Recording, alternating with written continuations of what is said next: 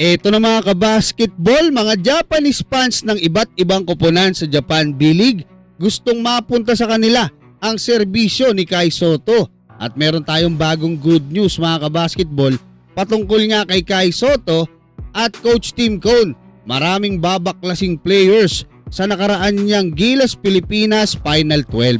Pero bago yan, huwag kalimutan mag-like at mag-subscribe bilang pagsuporta.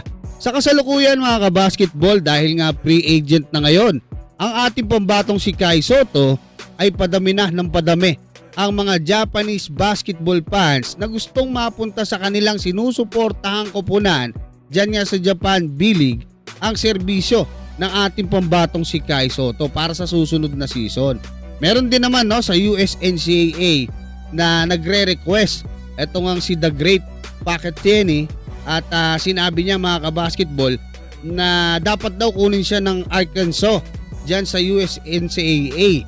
At sa Japan B-League naman mga kabasketball, marami yung nagre-request kay Kai, no? Yung mga taga Kyoto Hanaris, 'di ba? Merong nagre-request mula sa Kawasaki Brave Thunders, sa Shinshu Brave, meron din mga kabasketball. Sa Akita Northern Happy Nets, meron din. At sa iba't ibang mga koponan. Kasi actually, meron pa ngang sumusubaybay dito sa karir ng ating pambatong si Kai Sotto. Actually, nanood siya sa akin nung nakaraan.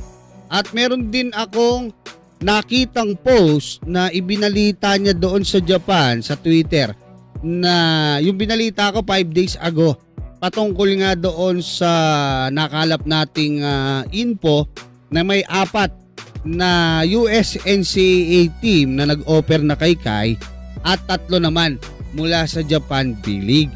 So umaabot na po ron. Actually marami na pong sumusubaybay sa karir ngayon netong ating pambatong si Kai Sotto. Dahil nga sa magandang performance na naipakita niya ngayong season kahit kakagaling niya lang sa injury, no? Meron pa nga nagsabi kahit daw expensive si Kai kasi para mas maging solid yung kanilang koponan, kunin pa rin nila si Kai. At walang duda na si Kai Sotto na po yung best available big man dyan nga sa Asian quota or Asian import dyan sa Japan B-League. Kaya talagang mataas yung demand at tumaas yung talent fee ng ating pambatong si Kai Sotto. Kasi hindi lang sa Japan meron pa pong USNCAA na kumukuha na rin ng mga professional dahil nga meron na silang NIL kung saan nakakakuha po yung mga players ng magandang sahod or kung ano man yung maitatawag natin dyan na salary, no, or bonus. At kanina mga kabasketball, may nakarating na naman sa atin na good news patungkol nga dito sa ating pambatong si Kai Sotto. Yun nga lang, hindi ko pa siya pwedeng sabihin sa ngayon. Siguro i-announce nila yan mga ilang araw lang mula ngayon. Pero siguro kapag hindi nila ibinalita hanggang kailan ba? Next week, no? Ay siguro pwede na nating ibalita yan.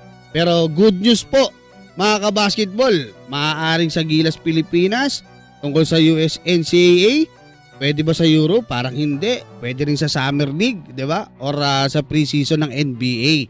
Ngayon patungkol naman sa ating Gilas Pilipinas dahil nga alam naman natin na yung nakaraang Final 12 ng ating national team na ginamit natin kontra sa New Zealand at Australia ay magkakaroon po ng malaking pagbabago or maraming players ang hindi na makakasama dyan sa Final 12 na yan pagdating ng third window ng FIBA World Cup Asian Qualifiers.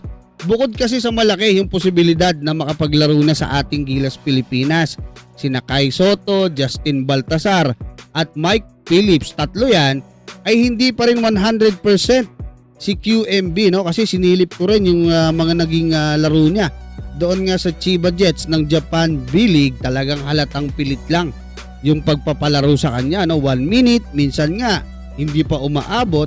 So posible po na kung magre-renew etong ang si QMB diyan sa Chiba Jets o kung kukunin siya ng ibang koponan sa Japan B-League ay pagbawalan. Posible siyang pagbawalan munang sumali or lumaro sa ating Gilas Pilipinas dahil nga sa kanyang injury para mapakinabangan siya ng kanyang bagong koponan or ng Chiba Jets pag nagsimula na yung Japan B-League season.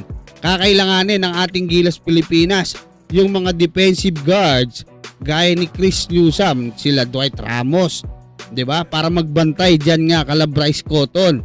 Kaya talagang may mga mawawala sa nakaraang Gilas Pilipinas Final 12 ni Coach Tim Cone noong second window. Kaya mga kabasketball, ano masasabi nyo? Hanggang dyan, maraming salamat at God bless sa inyong lahat.